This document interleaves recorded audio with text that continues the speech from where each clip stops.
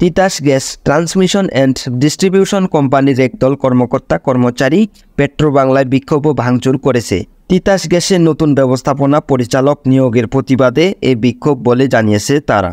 মঙ্গলবার সকালে রাজধানীর কাউরেন বাজারে পেট্রোবাংলা অফিসে এ হামলা চালানো হয়।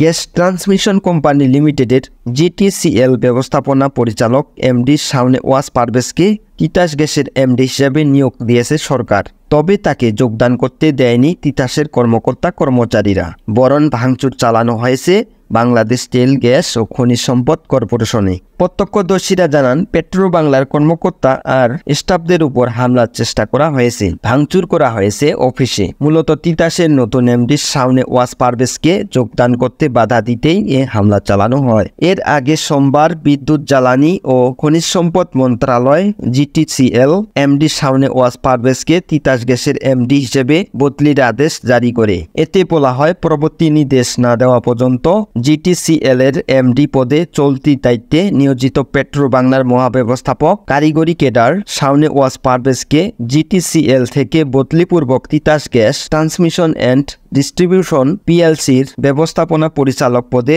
চলতি দায়িত্ব দেওয়া হলো। এক্ষেত্রে সত্যযুক্ত হবে যে চলতি দায়িত্ব একটি সাময়িক ব্যবস্থা এবং তার সংশ্লিষ্ট কর্মকর্তাদের পারস্পরিক জ্যেষ্ঠতার ক্ষেত্রে কোনো অন্তরায় হবে না এবং নিয়মিত পদোন্নতির ক্ষেত্রে কারো কোনো অধিকার সৃষ্টি বা ক্ষুণ্ণ করবে না। এছাড়া চলতি দায়িত্ব দেওয়ার পর ওই ব্যবস্থাপনা পরিচালক পদে কোনো কর্মকর্তা নিয়োগ, বদলি, পদোন্নতি বা পদান্নয়ন করা হলে শাওনেওয়াজ পারভেজ তার পূর্ব পদে ফিরে যাবেন।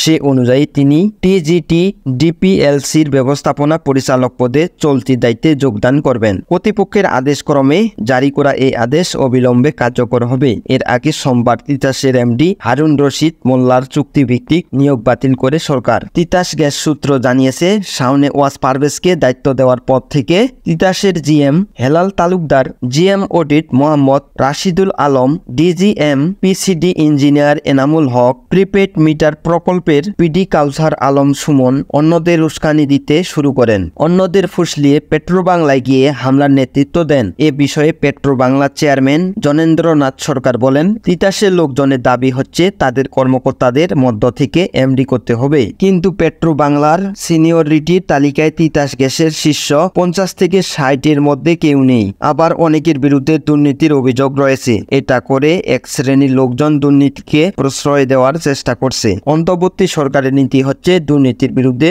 Zero tolerance. তিনি বলেন, আমরা পুলিশ ও সেনাবাহিনীকে অবহিত করেছি, যারা শৃঙ্খলা ভঙ্গ করবে তাদের বিরুদ্ধে কঠোর ব্যবস্থা নেওয়া হবে।